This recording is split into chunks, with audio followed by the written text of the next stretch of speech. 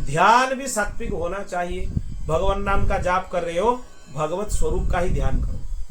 भगवान के अलावा और कोई ध्यान का विषय ही नहीं।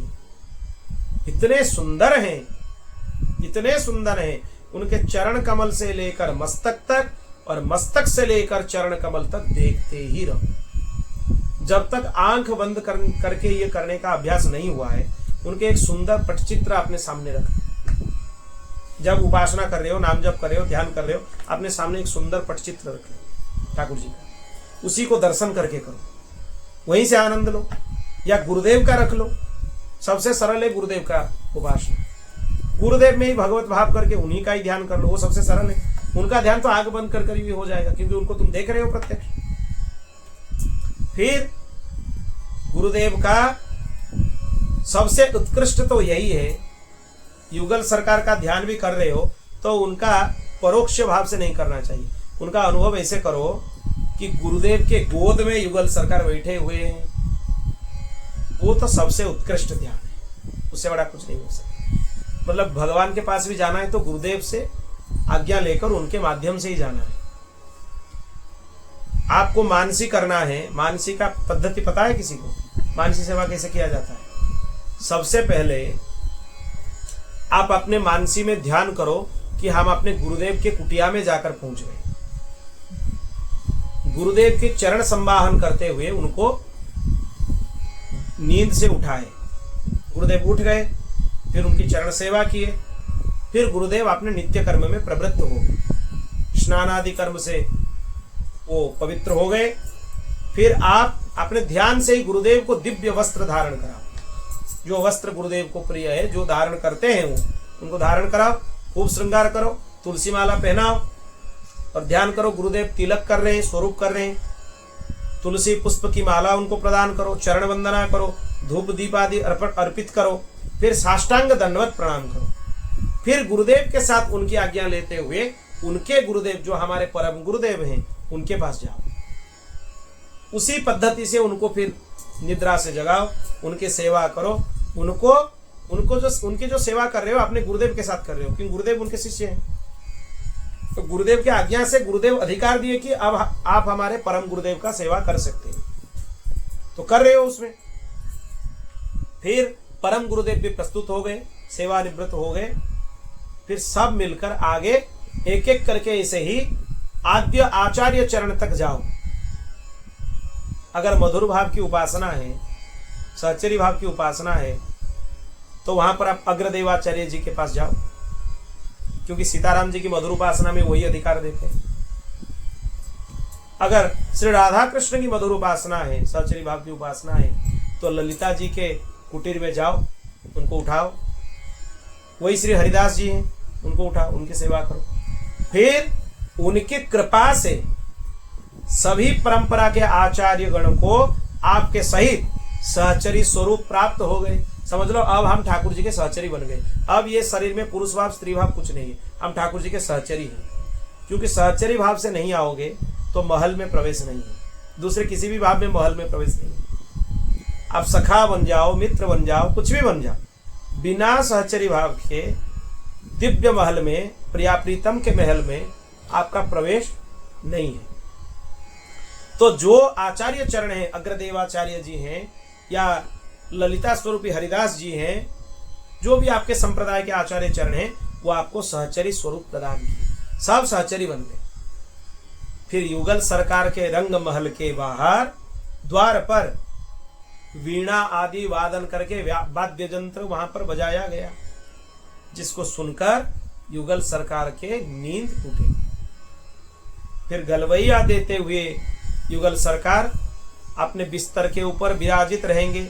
उनको अभी भी थोड़ा थोड़ा नींद है, अभी नींद पूरा टूटा नहीं है ठाकुर जी का।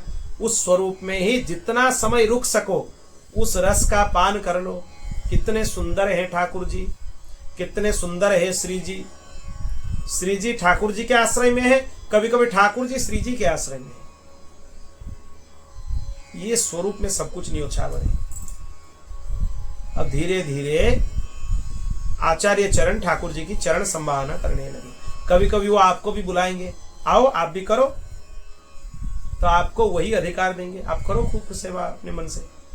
तब ठाकुर जी धीरे धीरे उठेंगे, उनको पकड़कर एक सिंहासन में लेकर बिठाना है, आचमन आदि कराना है, फिर कुल्ला कराना है ठाकुर जी को। ठाकुर जी थोड़ा वहां पर मंगल भोग आरोगेंगे।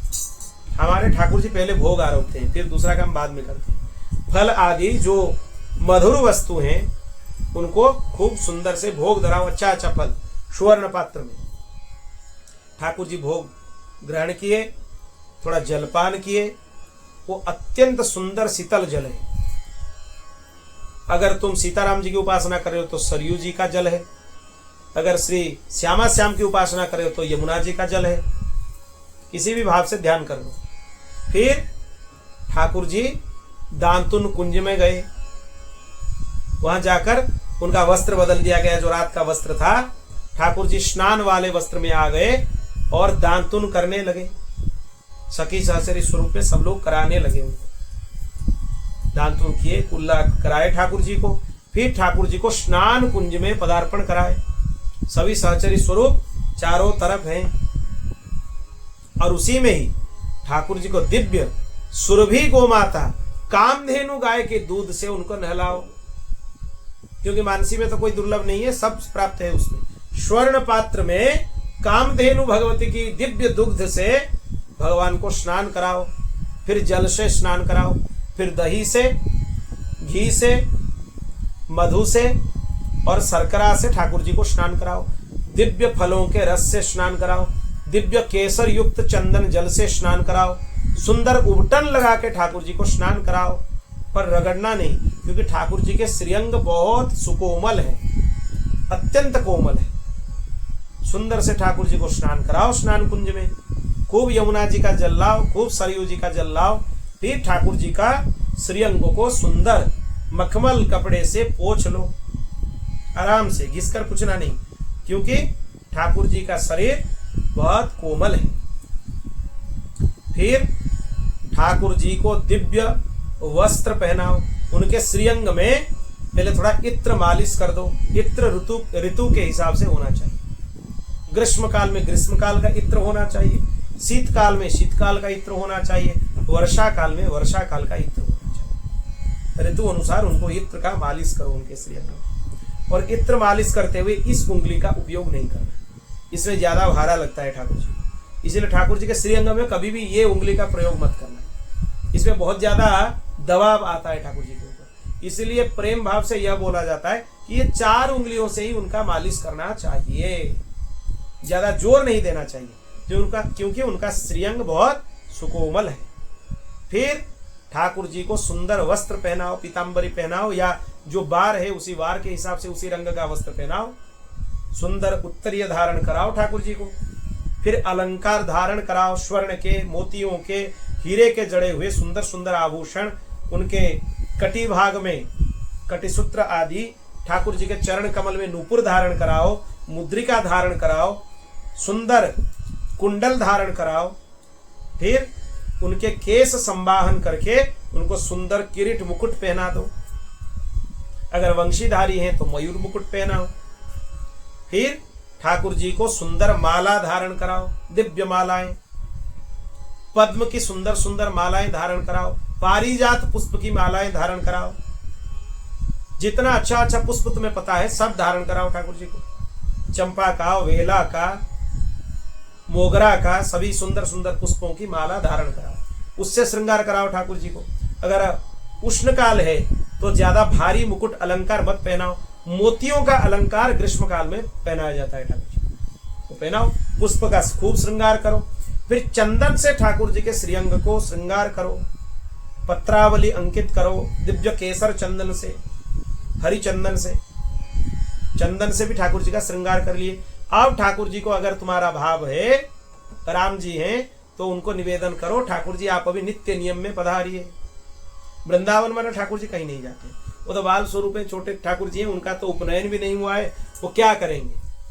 उनको फिर भोग धराने के लिए ले जाओ अगर वृंदावन वाले ठाकुर जी हैं। पर राम जी हैं तो राम जी तो मर्यादा पुरुषोत्तम हैं, वो तो नित्य नियम करते हैं, तो ठाकुर जी को नित्य नियम के लिए ले जाओ। ठाकुर जी को स्फटिक शिवलिंग बहुत ज्यादा प्रिय है राम जी को, इसलिए राम जी को ध्यान करो कि वो शिव जी का अभिषेक कर रहे हैं स्फटिक लिंग में, दिव्य मणि लिंग है। फिर ठाकुर जी अपने नित्य नियम किए, अग्निहोत्र किए। वो कर रहे हो तो वो उतना ये नहीं है कि करना है, नित्य नियम कराना है तो ठीक है, नहीं कराना है तो वो भी ठीक है, क्योंकि मधुर भाव की उपासना है, वही सब कुछ है। वो क्या करेंगे फिर ठाकुर जी को प्रसाद पाने के लिए कुंज में पधराओ, ठाकुर जी को बिठाओ, आचमन कुल्ला कराओ, ठाकुर जी बैठिए, प्रिया जी बैठिए, उनको सुंदर भोग प्रदान करो, जो सुंदर पकवान बने हैं उनको खिलाओ, प्रेम से खिलाओ। कभी कभी यह दृश्य आ रहा है, ठाकुर जी श्री जी को खिलाते हैं, कभी कभी श्री जी ठाकुर जी को खिलाती है। यह दृश्य का ध्यान में रुक जाओ, जितना देर तक रस ले सकते हो ले लो। फिर ठाकुर जी प्रसाद आरोग लिए, भोग ग्रहण कर लिए, कुल्ला कराओ, उनको सुंदर पान वीड़ी पधराओ उनके पास। वो पान में भी श्री जी को पहले ठाकुर जी खिलाते हैं, फिर उस पान को बोलते हैं ठाकुर जी इसका रस अब ज्यादा हो गया, फिर वही पान को ठाकुर जी आरोग लेते हैं, थोड़ा श्री जी को पवाते हैं, फिर उससे थोड़ी भाग अपने मुख में डाल लेते हैं। फिर कभी किसी भक्त के ऊपर ज्यादा सहचरियों के ऊपर प्रसन्न होते हैं तो वहां से थोड़ा निकालकर उसको भी दे देते हैं, ले जाओ। फिर कोई सहचरी स्वरूप में उनके पास पीकदानी लेकर खड़ी है कि ठाकुर जी इसमें जो वीड़ी है, पान है, उसको प्रसाद पाने के बाद यही डालेंगे। फिर ठाकुर जी को आचमन कराओ, अभी ठाकुर जी को थोड़ा वन विहार करने के लिए ले जाओ, सुंदर से वन विहार कराओ, घुमाओ, थोड़ा कई लताओं के बीच में उनको बिठाओ, उनके झूलन कराओ, वहीं पे कुछ भी भाव है करा सकते हैं उसमें। फिर ठाकुर जी अगर राम जी हैं, थोड़ा वो दरबार में जाएंगे, अगर तुम्हारे मधुर स्वरूप में नहीं लेते हो तो भी कोई बात नहीं, अगर लेना है तो ले जाओ दरबार में। ठाकुर जी जाते हैं, थोड़ा श्रमित होकर आते हैं वन विहार से, उनको कुछ शरबत वगैरह थोड़ा पिला दो, अगर ज्यादा श्रमित है तो वस्त्र बदल दो, दोबारा श्रृंगार करो। फिर ठाकुर जी अपने राज सिंहासन पर विराजित होंगे, श्री जी वाम भाग में विराजित हैं। फिर दरबार का काम उनका हो गया, फिर रंगमहल में, कनक भवन में ठाकुर जी आ गए, या रंगमहल में ठाकुर जी आ गए।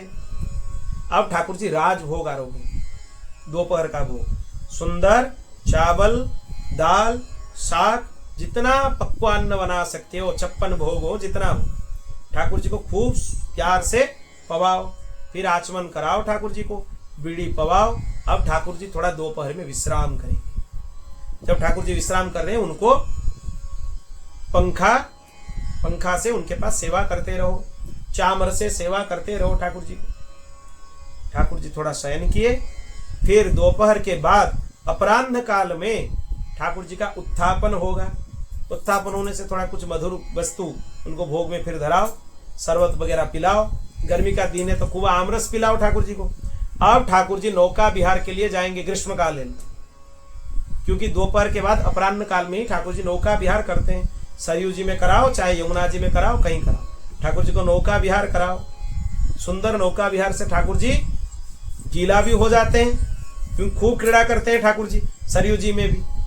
गीला होने के बाद श्रमित हो जाते हैं, फिर ठाकुर जी को लेकर वस्त्र बदलकर उनका श्रृंगार करके उनको कुछ थोड़ा पवा दो प्रसाद, दिव्य आरती करो। जितना बार प्रसाद पवाओगे उतना बार आरती करो ठाकुर जी, सुंदर आरती करो।